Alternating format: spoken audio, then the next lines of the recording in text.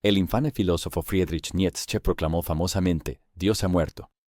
Dios sigue muerto, y nosotros lo hemos matado.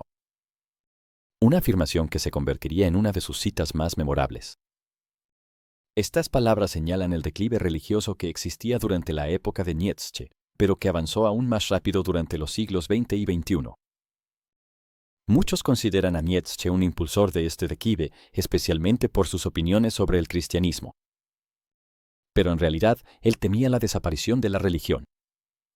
Aunque no le gustaba lo que él llamaba la moral de esclavos de los cristianos, también le preocupaba que, sin la religión, la humanidad cayera en un vacío moral y existencial.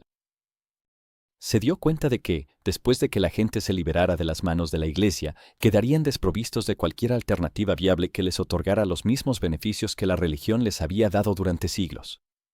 Nietzsche nos advirtió que la humanidad, al menos la parte occidental, no estaría preparada para prosperar sin Dios. Nietzsche temía que, sin el cristianismo, el mundo occidental caería presa del nihilismo, una fuerza destructiva caracterizada por la falta de sentido. La civilización occidental se convertiría en un caos, ahogándose en la pobreza moral, y su gente no tendría nada por lo que vivir, salvo la gratificación efímera del placer. ¿Y quién sabe qué haría la humanidad después? ¿Qué locura puede surgir de una población cansada de la vida, lamentándose en la comodidad y la seguridad sin una dirección clara? ¿Acaso no vemos los efectos de eso en este mismo momento? Dios está muerto, según Nietzsche, pero ¿tiene la humanidad un futuro sin Dios?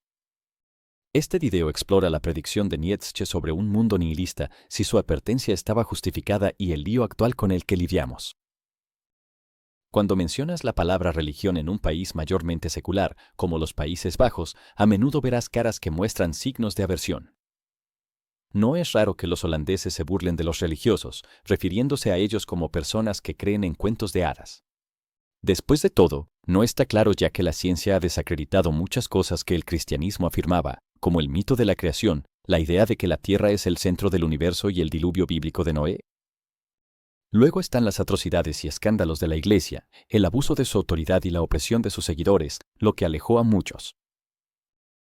Especialmente en las últimas décadas, los occidentales decidieron mayoritariamente abandonar la religión por completo.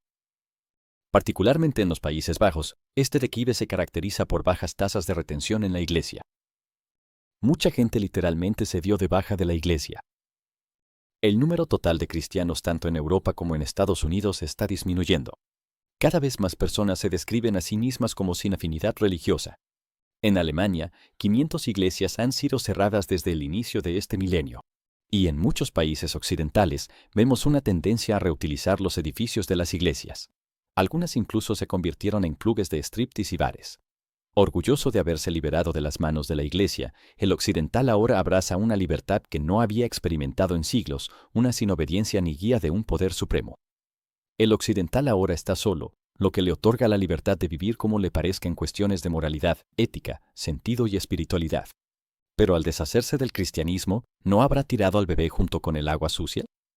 Nietzsche creía que, con la secularización, Occidente caería en un vacío existencial, perdiendo su principal fuente de moral y valores. La moral y los valores tradicionales se volverían insignificantes.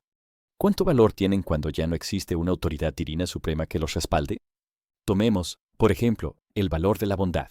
Un cristiano que ha vivido según este valor, presentado por la palabra de Dios, se sentiría bastante desmotivado al descubrir que esa misma palabra ha sido una invención humana. ¿Y qué hay de otros valores como la generosidad, la humildad, el amor, el perdón, la gratitud y la honestidad? Si la gente tirara esos principios a la basura, ¿no resultaría eso en una sociedad horrible gobernada únicamente por la ley de la selva? ¿Y qué pasa con el sentido y el propósito? Cuando el propósito de servir a Dios, vivir según sus principios y, con suerte, ganarse un lugar en el cielo pierde su fundamento, ¿qué queda por lo que vivir? ¿Hacia dónde deberíamos dirigir nuestras vidas? ¿Qué sentido trascendental queda? ¿Hay algo en lo mundano que pueda reemplazar la casa de Dios, esa entidad incuestionable y robusta que siempre está ahí, a la que siempre podemos acudir, donde encontramos amor, aceptación y perdón, sin importar si estamos sin hogar y en la miseria? La religión es una fuerza extremadamente poderosa. La religión funciona como un cemento social de formas que aún no han sido superadas. Tiene la capacidad de unir a personas de áreas totalmente diferentes del mundo. Por ejemplo, un musulmán albanés y un musulmán nigeriano son muy diferentes en muchos aspectos, como la apariencia, el idioma y la cultura. Pero a través del vehículo de la religión, estos dos desconocidos pueden relacionarse entre sí. Ambos rezan a Dios de manera similar, mantienen los mismos valores religiosos y siguen, en esencia, el mismo sistema de creencias. La efectividad de la religión es visible en un país que he visitado incontables veces, Indonesia. Las 6 religiones oficialmente reconocidas juegan un papel vital en la vida diaria y forman la base del marco moral y ético de las personas. Ayuda a la gente a decidir qué es bueno y qué es malo, qué cosas perseguir en la vida y cuáles no. Las cosas no son perfectas. Desafortunadamente, ha habido algunos problemas con extremistas locos en el pasado. No digo que haya que ser religioso ni que la religión sea el camino o algo por el estilo. Solo quiero señalar los efectos positivos que la religión tiene en la gente allí, especialmente el sentido de comunidad, solidaridad y la fuerza para superar tiempos difíciles. Nietzsche reconoció el valor de la religión como un cemento social y una brújula moral. Aunque fue crítico con ella, también temía lo que podría suceder si el cristianismo en Occidente desapareciera. Y así, podrían ocurrir cosas terribles en un mundo post-religioso. Ahora, la pregunta es, ¿estaba justificada la preocupación de Nietzsche? De nuevo, aunque a Nietzsche no le gustaba el cristianismo ni ningún otro sistema que promoviera la moral de esclavo, también tenía su declive. La religión tenía un papel tan fundamental en la sociedad occidental en aspectos como el sentido de la vida, la moralidad y la cohesión social. ¿Qué más podría suceder tras su desaparición, aparte de una catástrofe? Sin la religión, la sociedad occidental caería en el nihilismo y el llamado último hombre, la figura nihilista de Nietzsche, prevalecería. La prevalencia del último hombre era la advertencia de Nietzsche para la humanidad. Él creía que cuando la religión desaparece y el hombre pierde el sentido divino de la vida, solo quedaría una cáscara nihilista de ser humano. A esta criatura, Nietzsche la llamó el último hombre. El último hombre no ve otro propósito en la vida más que la búsqueda de gratificaciones a corto plazo. Sus días no son más que secuencias de placeres sin sentido.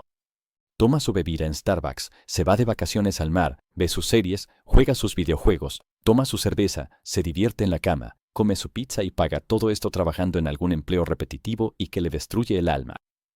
Pero no le importa. De hecho, le gusta bastante su estilo de vida. Es seguro y predecible, y los momentos fugaces de placer son suficientes para mantenerlo en la rueda y declararse feliz.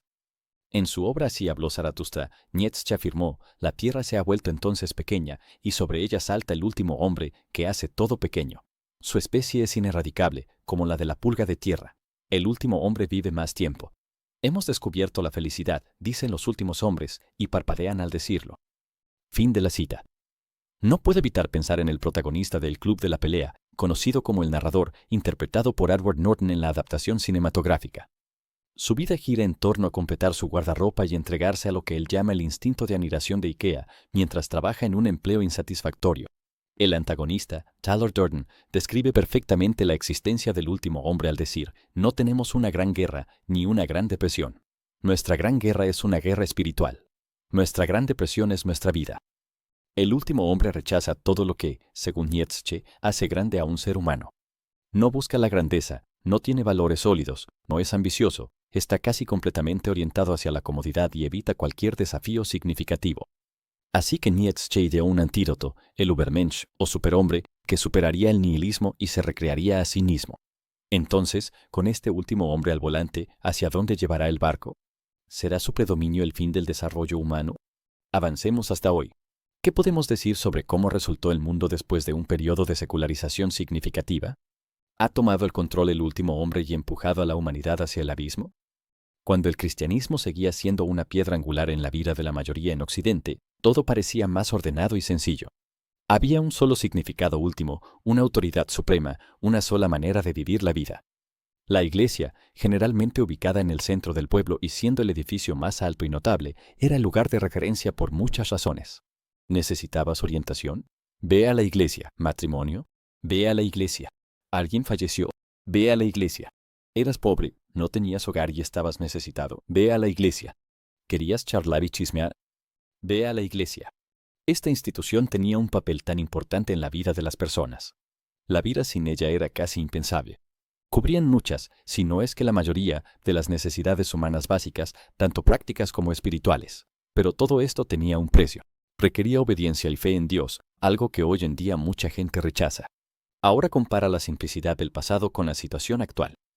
Si necesitas orientación, hay un sinfín de opciones para elegir. Existe una amplia variedad de terapeutas con numerosos métodos diferentes.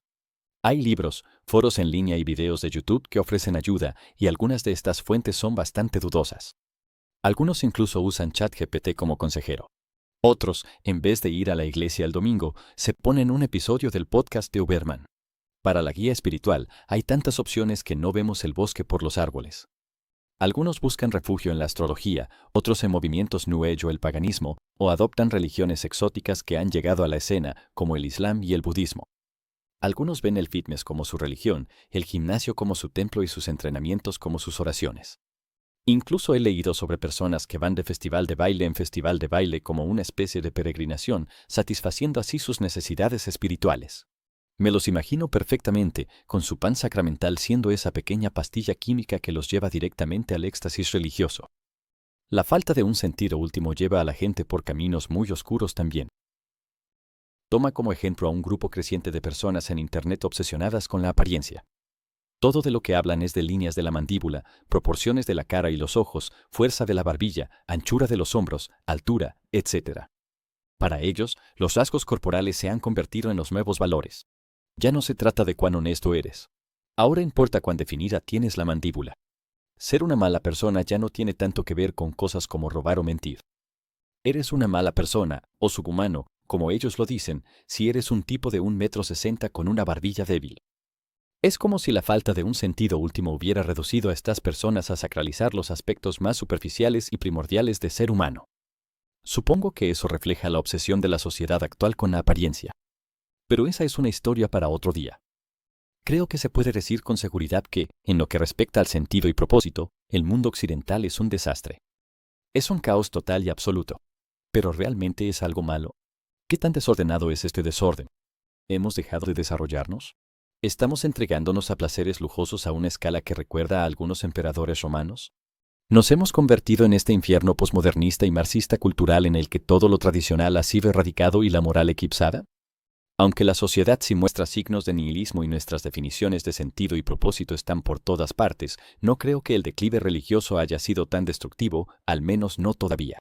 Occidente sigue avanzando significativamente en varios aspectos, como la tecnología, la innovación en salud y la conciencia ambiental. A pesar de las luchas de las personas con el sentido, países altamente secularizados, como los Países Bajos, no se han derrumbado. De hecho, prosperan. La mayoría de los holandeses no han perdido su moral y buscan sentido en otras cosas. Por otro lado, también hay problemas. La gente realmente lucha con la falta de sentido y problemas de salud mental. La depresión es un problema serio. La evidencia sugiere que la depresión ha aumentado y está aumentando significativamente en las generaciones más jóvenes. Así que, ¿quién sabe qué nos depara el futuro? Quizás Nietzsche tenía razón después de todo, y nos dirigimos hacia una catástrofe más allá de nuestra imaginación. ¿Tú qué piensas? ¿La humanidad prosperará sin religión o ya han comenzado los tiempos finales? ¿Y cómo encuentras sentido en un mundo post-religioso? Por favor, cuéntanos en los comentarios. Gracias por vernos.